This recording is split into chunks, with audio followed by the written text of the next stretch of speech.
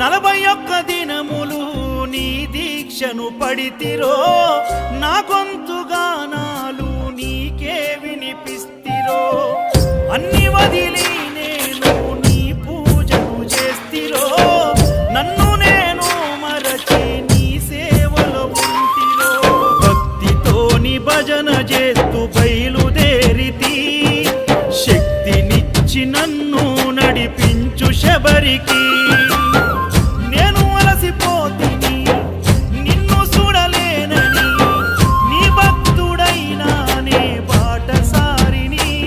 క్షణముండలేను తండ్రి నేను తల్లడిల్లిపోతి, ఈ పాదయాత్రలో నీ దరి కాననైతిని.